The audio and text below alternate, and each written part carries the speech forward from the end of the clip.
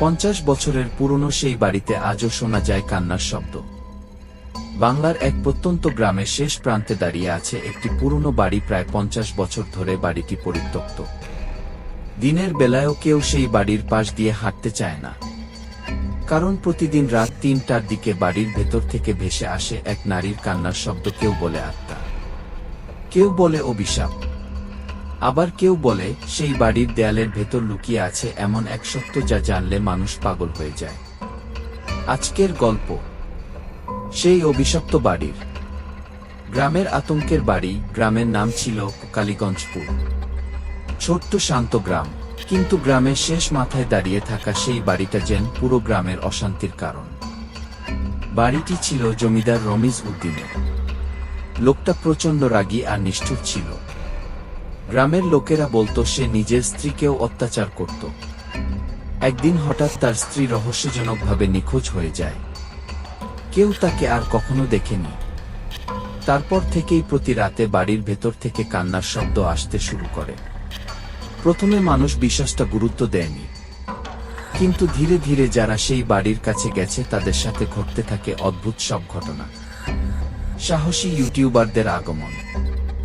ঢাকা থেকে আসে 3 জন ইউটিউবার, রাহাত, ইমরান আর সাদিয়া।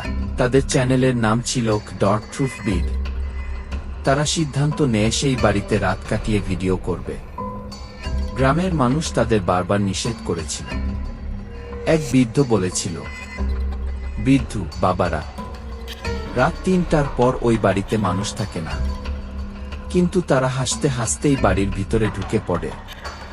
পুরো বাড়ি ধুলায় ভরা, দেয়ালে অদ্ভুত দাগ, পুরনো কাঠের দরজাগুলো নিজের থেকেই নড়ছিল।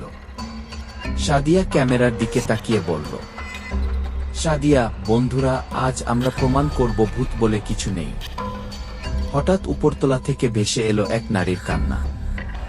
সবাই থমকে গেল। উপরের ঘরের রহস্য। রাহাত ধীরে ধীরে সিঁড়ি বেয়ে উপরে উঠতে লাগলো। ক্যামেরার লাইট কাঁপছিল। হঠাৎ দেয়ালে দেখা গেল হাতের ছাপ, রক্তের মতো লাল। ইমরান ফিসফিস করে বলল, ইমরান ভাই, এটা ঠিক লাগছে না। তারা উপরের শেষ ঘরটার সামনে পৌঁছায়। দরজাটা অল্প খোলা ছিল। ভেতর থেকে কান্নার শব্দ আসছিল। রাহাত দরজা ঠেলে খুলতেই ঘরের মাঝখানে বসে থাকা এক সাদা শাড়ি পরা নারীকে দেখতে পেল।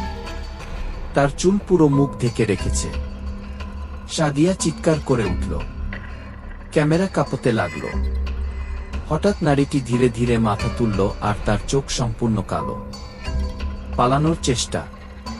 3 জন দ্রুত নিচে নামতে লাগল। কিন্তু সমস্যা হলো যে দরজা দিয়ে তারা ঢুকেছিল সেটা আর খুঁজে পাওয়া যাচ্ছিল না।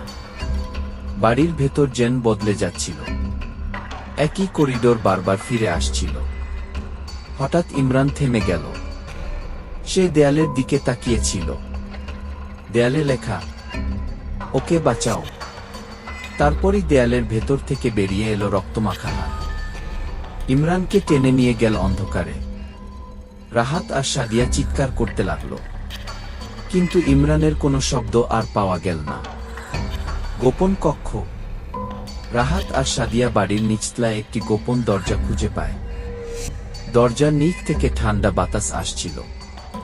তারা ভিতরে ঢুকতেই দেখতে পেল পুরনো একটি ঘর, চারদিকে মোমবাতি, দেয়ালে অদ্ভুত চিহ্ন, আর মাঝখানে একটি কঙ্কাল। সাদিয়া কাঁপতে কাঁপতে বলল, সাদিয়া, এটা কি জমিদারের স্ত্রী? হঠাৎ পিছন থেকে ভেসে এলো সেই নারীর কণ্ঠ। নারী, আমাকে ও মেরে ফেলেছিল। পুরো ঘর কেঁপে উঠল। কঙ্কালের চোখে জ্বলে উঠল লাল আলো। নারীর আত্মা তাদের সব দেখাতে শুরু করল। 50 বছর আগে জমিদার নিজের স্ত্রীকে এই ঘরেই হত্যা করেছিল, কারণ স্ত্রী জানতে পেরেছিল সে কালো জাদু করত। তারপর মৃতদেহ লুকিয়ে রাখে এই গোপন কক্ষে। সেই থেকেই আত্মাটি আটকে আছে বাড়ির ভেতর। প্রতি রাতে সে সাহায্য চাইত, কিন্তু কেউ তাকে মুক্তি দিতে পারেনি।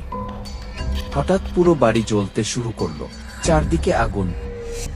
নারীর আত্মা চিৎকার করে উঠল, আত্মা, আমাকে মুক্তি দাও। রাহাত কঙ্কালটিকে টেনে বাইরে নিতে চেষ্টা করল। ঠিক তখনই অন্ধকার থেকে দেখা দিল জমিদারের বিকৃত আত্মা। তার চোখ রক্তলাল, মুখে ভয়ঙ্কর হাসি।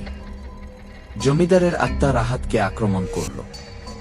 সাদিয়া কাঁদতে কাঁদতে কোরআনের আয়াত পড়তে লাগল। হঠাৎ পুরো বাড়ি কাঁপতে শুরু করল। কঙ্কালটি আগুনে পুড়তে লাগল। নারীর আত্মা ধীরে ধীরে শান্ত হয়ে গেল। তারপর পুরো বাড়ি ভেঙে পড়ে। পরদিন সকালে গ্রামের মানুষ শুধু রাহাতকে জীবিত অবস্থায় খুঁজে পায়, কিন্তু সাদিয়া আর ইমরানকে আর কখনো পাওয়া যায়নি।